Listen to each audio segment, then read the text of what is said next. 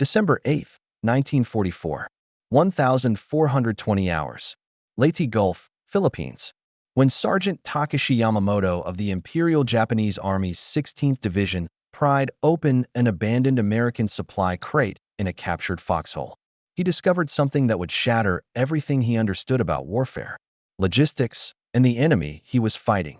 Inside weren't ammunition or medical supplies. Instead, he found individually wrapped packages containing more food than his entire squad had eaten in a week. Chocolate bars, canned meat, cigarettes, chewing gum, coffee, all packaged with a level of care that seemed impossible for military rations. Yamamoto would later write in his diary, "Recovered after the war. I thought it was a trap. No army feeds its soldiers like this. It cannot be real." But it was real. And what Japanese forces discovered about American rations would reveal a truth more demoralizing than any weapon. They were fighting an enemy so wealthy, so industrially advanced, that it could afford to give individual soldiers luxuries that Japanese officers couldn't obtain. The psychological impact of this discovery would ripple through Japanese lines, contributing to a collapse in morale that military historians now recognize as significant as any tactical defeat. This is the story of how packaged food became a weapon of war. The crisis in Japanese military logistics had been building since 1942, though few in Tokyo's Imperial General Headquarters wanted to acknowledge the scale of the problem. By late 1944, the situation had become catastrophic in ways that would fundamentally undermine Japan's ability to continue the war. Lieutenant Colonel Hideaki Tanaka, chief logistics officer for the Southern Army Group, had compiled reports that painted a devastating picture.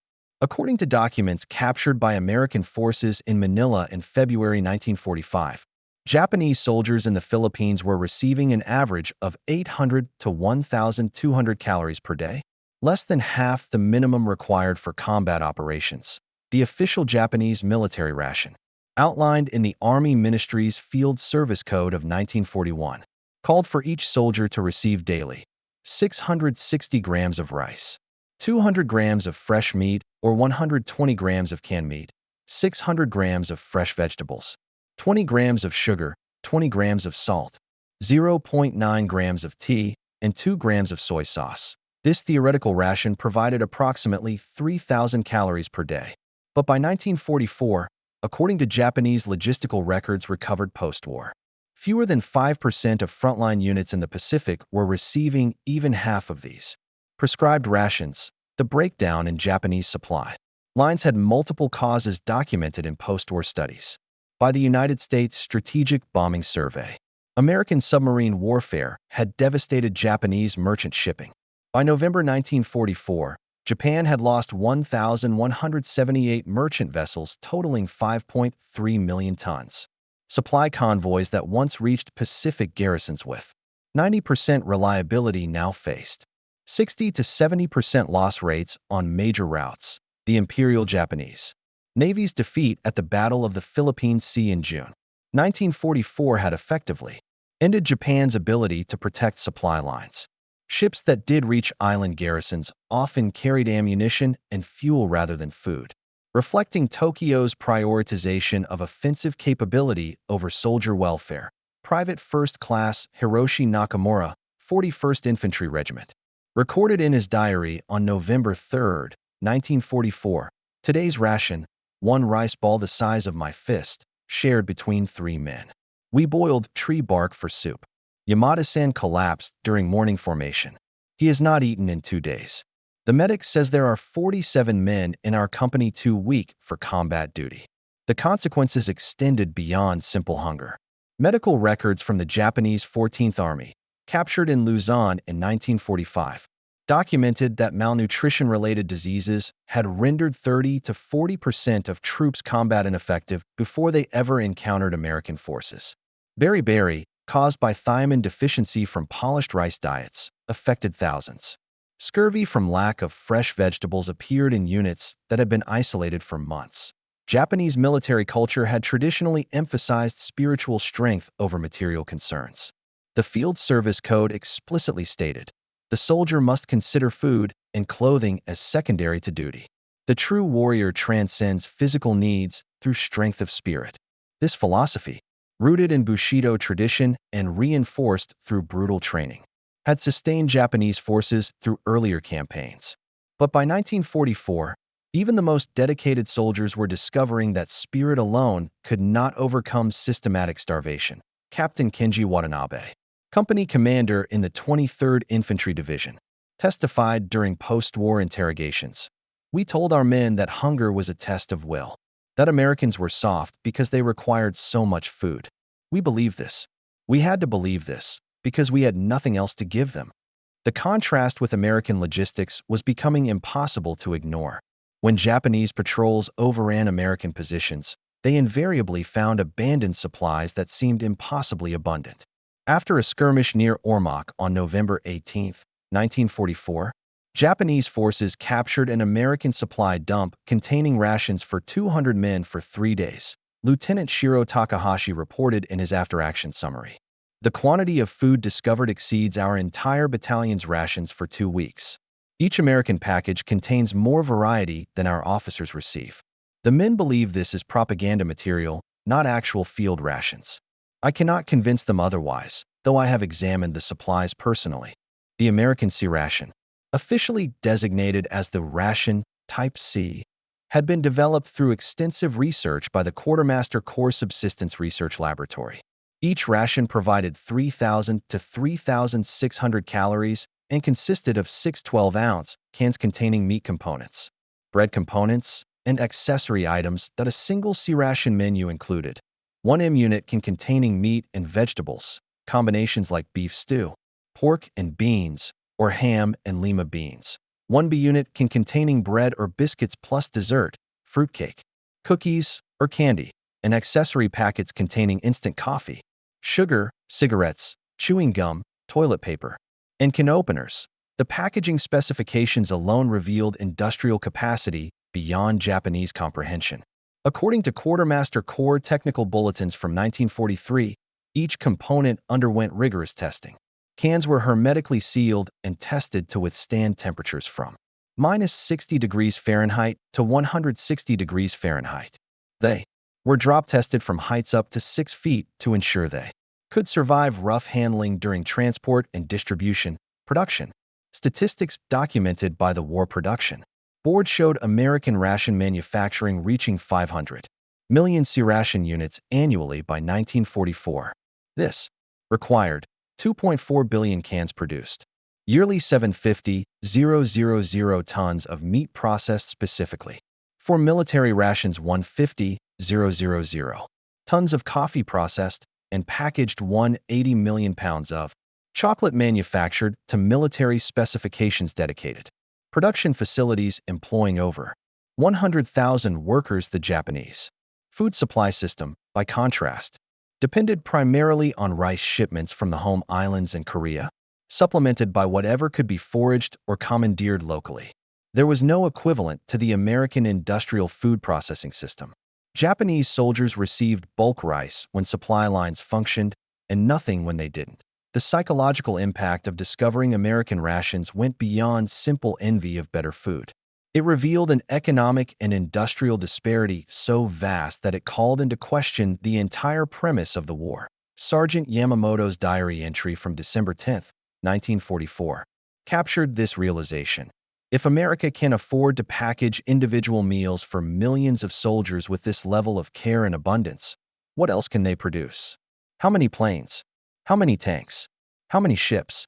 We have been told that American industry is inefficient, that their soldiers are weak and undisciplined. But these packages tell a different story. They speak of a nation with resources beyond our imagination. By January 1945, knowledge of American rations had spread throughout Japanese forces in the Philippines, creating what military intelligence officers termed supply consciousness, an acute awareness among troops of the vast disparity in material support between the two armies. The pattern repeated itself across multiple engagements. Japanese forces would attack American positions, suffer heavy casualties, occasionally overrun forward positions, and discover supply caches that seemed to contain impossible abundance. Each discovery reinforced the same demoralizing lesson. On January 9, 1945, American forces launched the invasion of Luzon at Lingayen Gulf. The Japanese 152nd Infantry Regiment, positioned in defensive positions in the Zambales Mountains, had been on half rations for 6 weeks. According to regimental records captured after the battle, daily rations consisted of 300 grams of rice, occasional dried fish, and foraged vegetation. Private Tetsuo Kawasaki recorded the events of January 15th when his unit ambushed an American supply convoy. "We attacked at dawn. 3 trucks destroyed. Many Americans killed or fled. But what we found in those trucks changed everything. Cases upon cases of rations, each box labeled in English." Corporal Harada, who studied English before the war, read the labels aloud. "Complete meal. Combat ration." We opened one case. Inside were packages for individual soldiers. 12 packages in each case. Hundreds of cases on just these 3 trucks. The regimental commander, Major Yoshiro Nakayama, faced an immediate dilemma documented in his diary, now housed in the Japanese National Defense Archives. His men were discovering that a single American supply truck carried more food than his entire regiment received in a month. The implications for unit cohesion and morale were severe. Nakayama wrote on January 16th, "The men opened these American packages like children receiving gifts. Inside each, canned meat still sealed and fresh, chocolate bars wrapped in waxed paper, cigarettes in waterproof packaging, coffee in sealed packets, hard crackers that showed no signs of spoilage despite jungle humidity." Several men became emotional. Watanabe broke down crying. "These are battle-hardened soldiers who have endured everything without complaint. Yet the sight of properly packaged food unmanned them completely." The American C-Ration, which many Japanese soldiers encountered for the first time during the Luzon campaign, represented another level of logistical sophistication. Developed by physiologist Ansel Keys in 1941, the C-Ration was designed as a lightweight, complete meal for paratroopers and mobile forces. Each C-Ration weighed approximately 32 ounces and provided 3,000 calories divided into breakfast, lunch, and dinner units. The breakfast unit contained a canned meat product, chopped ham and eggs or veal loaf, biscuits, a cereal bar, instant coffee, sugar tablets, and chewing gum. The lunch unit provided cheese, biscuits, a candy bar, lemon powder for making a beverage, sugar, and cigarettes. The dinner unit included canned meat, pork loaf or beef and pork loaf, biscuits, a chocolate bar, bouillon powder, and additional cigarettes. What astonished Japanese soldiers wasn't just the quantity, but the variety and quality of packaging. Technical specifications from the Quartermaster Corps showed that C-Ration components were individually wrapped in moisture-proof cellophane, then packed in waxed cardboard boxes that could withstand jungle conditions. The outer boxes were themselves packed in larger wooden crates with waterproof liners for shipment. Corporal Masahiro Fujita, interviewed by American intelligence officers after his capture in February 1945, provided detailed testimony about the psychological impact. "We had been taught that Americans were lazy, that they could not endure hardship. But when we examined their rations, we saw a military that cared for its soldiers in ways we could not comprehend." Each package contained small comforts, cigarettes, candy, chewing gum. These seemed like luxuries no army should provide. Yet here they were, standard issue for every American soldier. The cigarette inclusion particularly struck Japanese troops. American rations typically included a pack of 4 cigarettes or a small pack of pipe tobacco. These were commercial brands, Lucky Strike, Camel, Chesterfield, the same cigarettes civilians purchased in stores. The tobacco quality was high, properly aged and processed. Japanese soldiers, when they received tobacco at all, got low-grade product often mixed with plant matter to stretch supplies. Finding premium American cigarettes in military rations seemed to violate every principle of wartime austerity they had been taught. Lieutenant Hideki Yamada, battalion intelligence officer for the 103rd Division, compiled a detailed report on captured American supplies in February 1945. The document, translated and preserved in U.S. Army archives, provides insight into Japanese military analysis.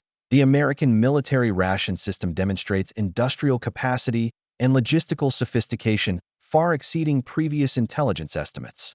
Each ration component shows evidence of quality control and preservation technology beyond our current capabilities. The psychological implications are significant. Our troops increasingly question official statements about American weakness and declining industrial capacity. Physical evidence contradicts these assurances daily. The report continued with technical observations. American canned meats show no signs of deterioration even after months in tropical conditions. Our own canned rations, when available, frequently spoil within weeks of production. American chocolate is formulated to resist melting at high temperatures. Their coffee dissolves instantly in water. These seem like minor details, but they demonstrate systematic attention to soldier welfare that our logistics system cannot match. By February 1945, the Japanese High Command recognized that American rations had become a morale problem requiring official response. The 14th Area Army Headquarters issued Directive 47 on February 12. Attempting to counter the psychological impact, the directive, captured in Manila in March, stated, "Enemy rations discovered in captured positions are to be collected and distributed only through proper channels. Individual soldiers are forbidden from consuming enemy supplies without authorization. Rumors regarding superior quality of enemy rations undermine fighting spirit and are to be corrected through proper education. Company commanders will emphasize that American abundance reflects moral weakness rather than strength. Troops dependent on excessive material comfort lack spiritual fortitude necessary for final victory." This directive revealed the command's desperation. Rather than addressing the supply crisis, headquarters attempted to reframe American abundance as a weakness. The logic was tortured but necessary. If American soldiers required such extensive logistical support, they must be soft and incapable of enduring hardship. Private First Class Akira Taniguchi's diary from February 1945 shows how frontline soldiers received these pronouncements. Captain Rita's directive about American rations today said their dependence on supplies proves they are weak. But we know this is not true. We have fought Americans for 3 years. They are not weak. They advance behind artillery and air support we cannot match. They evacuate wounded while we are told to die at our posts. And yes, they have food while we starve. This is not weakness. This is power. The directive had the opposite of its intended effect. By officially acknowledging the disparity, headquarters confirmed what soldiers already knew. Attempts to reframe American abundance as weakness only highlighted Japanese desperation. Medical officers documented physical consequences of malnutrition that no amount of propaganda could overcome. Dr. Kazuo Ishikawa, chief medical officer for the 26th Division, maintained records now preserved in the Japanese Defense Agency archives. His February 20th report stated, of 4,200 men in division, approximately 2,800 are suffering malnutrition-related conditions affecting combat effectiveness. Beriberi cases, 890. Scurvy, 340. Dysentery, from consuming contaminated foraged food, 620. General malnutrition with associated weakness, 950. These figures represent only those requiring medical intervention. Nearly all personnel show some degree of nutritional deficiency. Dr. Ishikawa noted with bitter irony, American prisoners in our custody, even after weeks of captivity under our inadequate conditions, appear healthier than our own troops. Their prior nutrition provides reserves that sustain them through hardship. Our soldiers begin combat operations already weakened by months of insufficient rations. The physical disparity became visible in captured photographs taken by American combat photographers. Images from February and March 1945 show the stark contrast. American soldiers, well-fed and equipped, advancing against Japanese defenders who were literally starving in their positions. March 3, 1945. The incident that would become legendary among Japanese survivors occurred during the Battle of Manila's final phases. Elements of the Japanese Naval Defense Force, trapped in the Intramuros district, had been without regular supplies for 17 days. Seaman First Class Ryota Hashimoto, part of the 31st Naval Special Base Force, recorded what happened when his unit discovered an abandoned American field kitchen. "We broke through a wall into what had been an American supply depot. What we found seemed like a hallucination from hunger. Boxes stacked to the ceiling. We tore them open frantically. Chocolate bars. Hundreds of them. Perhaps thousands. The chocolate was Hershey's Tropical Bar. specifically formulated by the Hershey Company under contract with the Quartermaster Corps. Technical specifications from the 1943 development process showed the military had requested chocolate that could withstand temperatures up to 120 degrees Fahrenheit without melting, had high caloric density, and tasted just a little better than a boiled potato to prevent soldiers from eating their emergency rations prematurely. Each bar weighed 4 ounces and provided 600 calories. The formula used oat flour as a binder and reduced cocoa butter content to raise the melting point. The bars were packaged in heat-sealed aluminum foil wrappers, then boxed in moisture-resistant cardboard. Hashimoto continued. We had not seen chocolate in 2 years. Most men in my unit had never tasted chocolate before the war. It was expensive luxury in Japan. Here it was given to common soldiers as routine supply. We sat among the boxes and ate. Tanaka ate 6 bars before becoming ill. We all ate until our stomachs hurt. Some men cried while eating, not from joy, but from understanding what this meant. What it meant was that America could afford to manufacture chocolate bars by the millions, transport them across the Pacific Ocean, and distribute them to individual soldiers as standard ration components. The industrial capacity this represented seemed impossible to Japanese forces whose own supply system had collapsed completely. The psychological breaking point for many came from the accessories included in American rations. Chewing gum particularly fascinated Japanese troops who had rarely encountered it before the war. Wrigley's spearmint and double-mint gum were standard ration components. Included in both C-Rations and K-Rations, Lance Corporal Koji Matsumoto, captured on Luzon in March 1945, testified to American intelligence officers. The chewing gum confused us more than anything. This served no nutritional purpose. It was pure comfort item. We were taught Americans were practical and efficient, concerned only with profit and utility. Yet they included in military rations items that served only to provide momentary pleasure. We did not understand this kind of military thinking. American interrogators noted in their reports that Japanese prisoners consistently fixated on ration accessories, the gum, cigarettes, toilet paper, and can openers, rather than the food itself. These small comforts represented a philosophical approach to warfare that contradicted everything in Japanese military doctrine. The American P-38 can opener, officially designated U.S. Army pocket can opener, appeared in every ration package. This simple folding tool, just 1.5 inches long, could open any C-ration can efficiently. American soldiers often wore them on dog-tag chains. The fact that rations included dedicated opening tools seemed extravagant to Japanese forces who used bayonets or rocks when they had canned rations at all. WWII mid-March 1945. Japanese commanders recognized that captured American supplies were undermining unit cohesion more effectively than enemy fire. Major General Rikichi Tsukada, commanding remnants of the Shimbu Group defending eastern Luzon, issued Special Order 89 on March 18th. American supplies captured in combat operations will be destroyed immediately.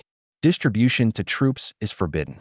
Consumption of enemy rations weakens fighting spirit and creates dependence on material comfort inappropriate for imperial soldiers. Officers who permit troops to consume enemy supplies will be held responsible for resulting degradation of unit morale. This order, preserved in captured Japanese documents, marked an admission of defeat in the psychological war over logistics. Rather than attempting to improve Japanese supply lines or match American abundance, headquarters ordered the destruction of captured food while their own men starved. Private Yoshio Kimura's diary from March 22 recorded the response. Lieutenant Saito ordered us to burn captured American rations today. He said consuming enemy supplies weakens our spirit. We watched cases of food burn while our morning ration was 3 spoonfuls of rice.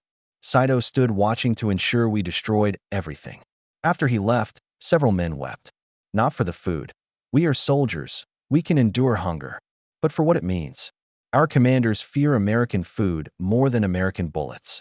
The order proved impossible to enforce. Units isolated in the mountains of Luzon had no alternative food sources. Captured American supplies meant the difference between combat effectiveness and starvation. Officers quietly ignored headquarters directives while officially reporting compliance. The 23rd Infantry Regiment's March operations log, captured intact when their command post was overrun, showed the contradiction. Official entries reported, no enemy supplies consumed. Unit maintains proper discipline and fighting spirit. But personal notations and margins, apparently added by the operations officer, told the truth. Men surviving on captured American C-Rations. Without these supplies, regiment would be combat ineffective within days. The most detailed Japanese analysis of American rations came from Colonel Masanobu Tsuji, operations officer for the 14th Area Army, who compiled a comprehensive intelligence report in April 1945 titled Assessment of Enemy Logistics Capabilities Based on Captured Materials. The report, now in the U.S. National Archives, represented one of the most candid Japanese military documents of the war. American ration system demonstrates industrial output exceeding all previous intelligence estimates by factor of 3 to 5. Packaging quality and preservation technology indicate manufacturing sophistication we cannot match. Variety of rations, multiple types for different combat situations, shows logistical flexibility impossible for our supply system. Most significant, routine inclusion of comfort items and luxury goods indicates resource abundance that makes continued resistance mathematically futile. Tsuji's conclusion was suppressed by headquarters, but copies circulated among senior officers. The logic was inescapable. If America could afford to give every soldier chocolate, cigarettes, and chewing gum while maintaining massive combat operations across the Pacific and in Europe, Japan could not win through attrition. The final psychological blow came from the deration. Emergency chocolate bars packed 4 to a carton and issued to every American soldier. Each bar provided 600 calories in a nearly indestructible package designed to survive any conditions. The bars were formulated to be eaten slowly, providing sustained energy during emergencies. Japanese soldiers who captured rations discovered they were marked for emergency use only. This detail, reported in multiple captured diaries, completed the demoralization. Americans had emergency rations in addition to regular rations. They had backup supplies for their backup supplies. Sergeant Yamamoto's diary from March 28 captured the prevailing mood. Found American emergency ration bar today. Package says emergency only. This is their emergency food, yet it is better than anything we receive even when supply lines function. We are fighting a nation that considers chocolate an emergency ration. How can we possibly win? The story of Japanese troops' disbelief at American rations represents more than curiosity about military food. It reveals the fundamental economic and industrial disparities that determined the Pacific War's outcome. Independent of tactical brilliance or individual courage, the mathematics were overwhelming and inescapable. American ration production statistics from the War Production Board documented industrial capacity.